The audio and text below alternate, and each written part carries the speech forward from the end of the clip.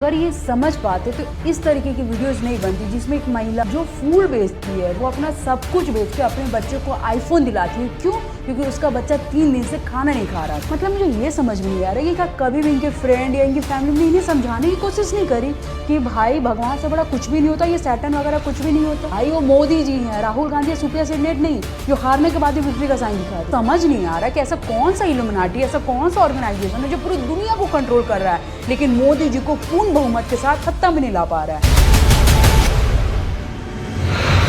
नमस्कार दोस्तों, आज हम लोग बात करने वाले हैं ऐसे जनरेशन की जिसके पार्ट आप भी हो सकते हैं और आपके बच्चे भी हो सकते हैं। जी हाँ दोस्तों, आज हम लोग बात करने वाले हैं जेन ज़ी जनरेशन के बारे में, जिसके बारे में आपने कहीं ना कहीं कभी ना कभी तो जरूर सुना होगा। तो दोस्तों मैं आप लोग को जेन ज़ेड का एक्चुअल डेफिनेशन बताऊं तो according to the American organisation जितने बच्चे 1995 टू 2012 के बीच में पैदा हुए हैं वो उनको जेन ज़ेड जनरेशन मानते हैं। अभी किस हिसाब से मानते हैं? इनका मानना ये है कि जो बच्चे इस ईयर के बीच में पैदा हुए हैं वो इंटरनेट के जमाने में पैदा हुए हैं, उनके हाथ में मोबाइल है, कुल मिला के वो एक नए टेक्नोलॉजी के साथ पैदा हुए हैं। अब ये जेन ज़ेड का वो डेफिनेशन हो गया जो आपको कहीं ना कहीं इंटरनेट पे मिल जाएगा, लेकिन ये इंडिया में एक्चुअल किस तरीके से इंप्लीमेंट हो रहा है वो मैं अब आपको बताऊंगी। देखिए दोस्तों, हिंदुस्तान में जो बच्चे अपने आप को कूल समझते हैं, अपने आप को ओवर स्मार्ट समझते हैं, बोला जाए तो अपने आप को सोसाइटी में ऊपर समझते हैं, वो अपने आप को जेन ज़ी क्लेम करते हैं। लेकिन जेन ज़ेड का एक्चुअल डिफिनेशन ये है ही नहीं। लेकिन हिंदुस्तान में ये किस तरीके से बदल चुका है भाई, उसकी कोई हद ही नहीं। देखिए दोस्तों, अभी मैं आपको और एग्जांपल के साथ समझाती हूँ कि अगर हिंदुस्तान में किसी भी व्यक्ति के पास आईफोन है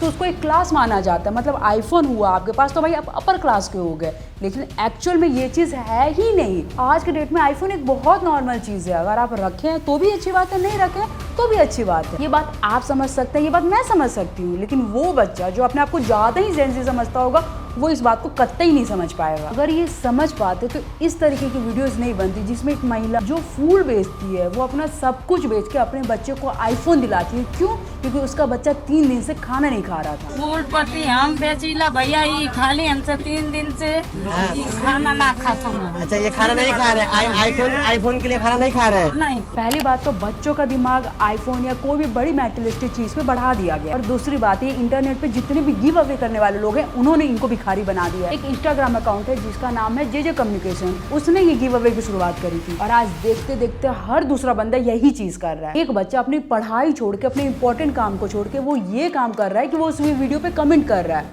और ये सोच रहा है कि भाई मैं कमेंट कर दूंगा तो मुझे भी गिव अवे मिल जाएगा। चलो मान लिया कमेंट करने से आपको गिव अवे मिल गया, लेकिन अगर आप पढ़ाई कर लोगे ना तो भाई आप भी गिव अवे कर सकते हो। तो पॉइंट इज दैट अपने आप को जेन ज़ी क्लेम करना, अपने आप को कूल समझना, इससे बेटर है कि आप रियलिटी में रह लो। लेकिन आई नो आप नहीं रहोगे। क्यों? क्योंकि भाई इंटरनेट का दौर है। जो चीज 2014-15 में बंद हो गई थी आज वो चीज 2024 में चल रही है। जी हाँ गाइस, यहाँ मैं इल्यूमिनाटी की बात कर रही हूँ। एक लड़का जिसकी उम्र 20 साल थी वो एक बुक लिखता है लूसीफर पे और उसका नाम रखता है लूसीफर वॉज इनोसेंट, और उसको लगता है कि ये चीज करके उसने कोई बहुत बड़ा तीर मार लिया है। ये 2024 है और आज के टाइम पे लोग भगवान से ज्यादा सैटर्न को बड़ा मान रहे हैं, और यही मेरी प्रॉब्लम है ये जेन ज़ी जनरेशन से। अभी जिस लड़के के बारे में मैंने थोड़ी देर पहले बात करी उसका नाम है तीर्थ परसाना। आज के डेट में हर दूसरा बंदा इसको रोस्ट कर रहा है, और देखा जाए तो भाई ये बस एक 20 साल का ही तो है। सबसे पहले चीज कि ये किस तरीके से इन सारी चीजों में फंस गया, ये सबसे पहला सवाल है। मतलब मुझे ये समझ में नहीं आ रहा है कि क्या कभी भी इनके फ्रेंड या इनकी फैमिली ने इन्हें समझाने की कोशिश नहीं करी कि भाई भगवान से बड़ा कुछ भी नहीं होता, ये सैटर्न वगैरह कुछ भी नहीं होता। इस लड़के की फैमिली ने इसको नहीं समझाया, उसके बाद इस लड़के ने इस तरीके की हरकत की, उसके बाद ये रोस्ट हुए जा रहा है, लेकिन उसके बाद भी इस लड़के को नहीं समझ में आ रहा है कि भाई इस तरीके की कोई चीज है ही नहीं। आप एक बार बस इस लड़के का जाके पॉडकास्ट देखना, आपको देख के पता चलेगा कि इसको ऐसा लगता है कि इस दुनिया को कोई एक आदमी कंट्रोल कर रहा है। मेरे दोस्तों ने मुझे अबैंडन कर दिया just because I wanted to become a YouTuber. लोगों ने थूका, लिटरली सड़कों पे नाम घिसा है मेरा जब मैं कुछ भी नहीं था, फॉर नो ब्लडी रीजन। एक रिवेंज की भावना जो होती है ना वो इतनी स्ट्रॉन्ग है मेरे अंदर।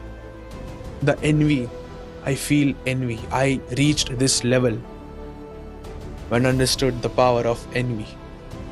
मैं अच्छा आदमी था बट मैंने नेगेटिव की पावर को समझा इस पूरी दुनिया को चलाने वाला, इस पूरे यूनिवर्स को चलाने वाला एक ही है, वो है भगवान। ये बात आपको भी पता है, ये बात मुझे भी पता है। इसके बाद भी अगर कुछ लोगों को लगता है कि कोई ऑर्गेनाइजेशन मिलकर इस दुनिया को चला रही है और उसके बारे में आप खुल के बात कर सकते हो, तो भाई ये चीज़ पॉसिबल ही नहीं। आप सोचिए ना, जो चीज़ पूरी दुनिया को कंट्रोल कर रही है वो यूट्यूबर्स को कंट्रोल नहीं कर पा रही। और इस लड़के जैसा केवल एक यही नहीं है, बहुत सारे हैं। जैसे कि आप इस लड़के को देखिए। गाइस, जब मैं इल्यूमिनाटी के ऊपर रिसर्च करा था, ना ही सिर्फ इल्यूमिनाटी, मैट्रिक्स एंड और भी बहुत सारी चीज़ों की, तो मुझे एक बहुत ज़्यादा शॉकिंग कनेक्शन मिला किसी चीज़ का। एंड ये कनेक्शन था हमारे इंडिया के खुद प्राइम मिनिस्टर नरेंद्र मोदी का। ऐसे बहुत सारे एविडेंस में एक्चुअल में लिखा गया है कि नरेंद्र मोदी जी का connection clear cut new world order से है, यानी सीधा सीधा इल्यूमिनाटी। अब इसके मुताबिक जो नरेंद्र मोदी जी है ना, वो इल्यूमिनाटी हैं। देखिए, ध्रुव राठी की वीडियो देखने के बाद मुझे ये पता चला कि एक डिक्टेटर ऐसा भी होता है जिसको कोई गाली दे दे, जिसको कोई धमकी दे दे, जिसको कोई कुछ भी कर ले, उसके बाद भी वो उस पर कोई एक्शन नहीं लेता। तो जो मेरा पहला मिथ था डिक्टेटर को लेकर, वो ध्रुव राठी ने तोड़ दिया। और दूसरा मिथ इस लड़के ने तोड़ दिया मोदी जी को इल्यूमिनाटी बता के। मुझे समझ नहीं आ रहा कि ऐसा कौन सा इल्यूमिनाटी, ऐसा कौन सा ऑर्गेनाइजेशन है जो पूरी दुनिया को कंट्रोल कर रहा है, लेकिन मोदी जी को पूर्ण बहुमत के साथ सत्ता में नहीं ला पा रहा है। देखा जाए तो मोदी जी डाउनफॉल पे है ना अपने। पहले वो 300 पे थे, फिर 340 पे आए, अब लोग 240 पे आ गए। मतलब पहला आदमी जो इल्यूमिनाटी होने के बावजूद भी अपनी सरकार नहीं बना पा रहा है पूर्ण बहुमत से। खैर, इस बच्चे ने अभी और भी बहुत अच्छे लॉजिक दिए, पहले आप उनको सुनिए। दी है वेल, अब सभी ने कभी ना कभी तो ये चीज देखी रहेगी कि मोदी जी अपने हर एक पब्लिक एक्सपीरियंस में विक्ट्री की साइन दिखाते हैं।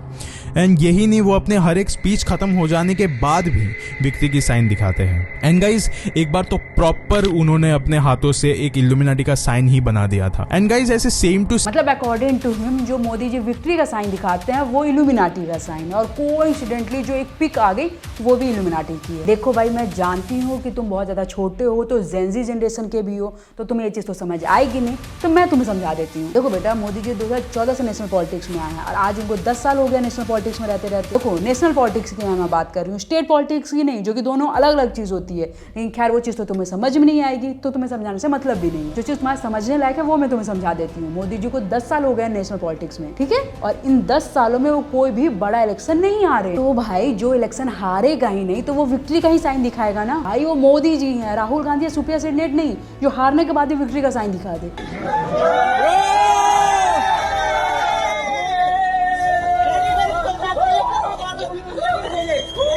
मतलब वो आदमी जीत रहा है, लेकिन उसके बाद भी वो विक्ट्री का साइन ना दिखाए, नहीं तो भाई कोई यूट्यूबर आके उसको इल्यूमिनाटी घोषित कर देगा। देखिए दोस्तों, मुझे लगता था कि ये इल्यूमिनाटी वाला सीन 2016-17 तक ही खत्म हो चुका है, लेकिन ये आज भी रेलिवेंट है। बट इन रियलिटी ये कोई भी रेलिवेंट चीज नहीं है। तीर्थ परसाना, जिसके बारे में हमने वीडियो में भी बात करी, वो मात्र 21 साल का है, लेकिन इतने में ही इसका ब्रेकअप भी हो गया, इसके साथ सब कुछ हो गया। और उसके बाद ये लड़का जो कि इल्यूमिनाटी घोषित कर रहा था मोदी जी को, वो भी एक पॉडकास्ट में जाता है। क्या कैमरा?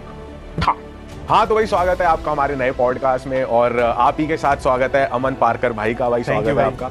और मैं आपको बताना चाहता हूँ कि भाई हमारे कॉन्स्पिरेसीज पे बात करते हैं, सीक्रेट सोसाइटीज पे बात करते हैं, जो कि हमें भी काफी इंटरेस्ट आता है इन टॉपिक्स पे, तो हमने खास भाई को आप समझ रहे हो, बच्चे जिनको एक्चुअल में नहीं पता क्या चीज सही है क्या गलत, लेकिन हाँ वो आपको जरूर समझाएंगे कि भाई क्या चीज सही है और क्या चीज गलत। देखिए, एक बात मैं बहुत कॉमन बात बोलने वाली हूँ, जो सारे लोग इल्यूमिनाटी को लेकर बनाते हैं, किसी भी चीज को कहीं भी जोड़ देते हैं, जैसे इसने अभी जोड़ा ना। देखिए, अब एग्जांपल के लिए मैं एक इल्यूमिनाटी हूँ, अब वो कैसे, आइए मैं आपको समझाती हूँ। अब इनके हिसाब से मोदी जी क्या है? इल्यूमिनाटी। मोदी जी मिले निर्मला सीतारमण जी से, और निर्मला सीतारमण जी से मिली मैं, मतलब मैं भी इल्यूमिनाटी हो गई। ऐसे ही मोदी जी मिले मामा जी से, और मोदी जी इल्यूमिनाटी हैं ही, तो मामा जी भी इल्यूमिनाटी हो गए, और मामा जी से मैं भी मिली तो मैं भी इल्यूमिनाटी हो गई। कोई लॉजिक हुआ इस बात का मेरे भाई? तुम्हें कुछ भी चीज कहीं भी जोड़ के कुछ भी दिखाना है, और उसके बाद तुम्हें लगेगा कि भाई तुमने कुछ बहुत अलग कर दिया, लेकिन नहीं भाई, तुमने कुछ भी अलग नहीं किया, बस तुमने एक मूर्खता की है। मतलब कुछ भी चीज जोड़ के कुछ भी दिखाना है, उसके बाद लगेगा कि भाई तुमने कुछ बहुत अलग चीज कर दिया। नहीं भाई, तुमने कुछ भी अलग नहीं की है, बस एक मूर्खता की, और तुम एक मूर्ख हो। जितने भी जेनजी यूट्यूबर्स हैं ना, मैं उनको बताना चाहूंगी कि आपसे ज्यादा बारिश देखी और आपसे ज्यादा ही भींगे हैं। तो पॉइंट इज दैट कि आपसे ज्यादा समझदार हैं हम लोग, तो इस बात को समझिए। अभी मेरा जेनजी जनरेशन में बस इतना ही ओपिनियन है, बाकी इस पर रिसर्च चल रही है, आने वाले टाइम पे इस पे हम डिटेल में वीडियो बनाएंगे। बाकी अगर आपको मेरी वीडियो अच्छी लगी हो तो इस वीडियो को लाइक ज़रूर करें। आपका जेनजी जनरेशन को लेकर क्या ओपिनियन है वो कमेंट सेक्शन में ज़रूर बताएं। इस चैनल को सब्सक्राइब करना ना भूलें, और हाँ, बेल नोटिफिकेशन ज़रूर दबा के जाइए। और हाँ, साथ ही मेरा इंस्टाग्राम चैनल भी आ रहा है, इसको ज़रूर फॉलो करें, क्योंकि यहाँ पे मैं इंपॉर्टेंट अपडेट्स देती रहती हूँ, तो आप वहाँ पे जाके फॉलो करना बिल्कुल भी ना भूलें। आगे मिलते हैं नेक्स्ट वीडियो में। जय श्री महाकाल।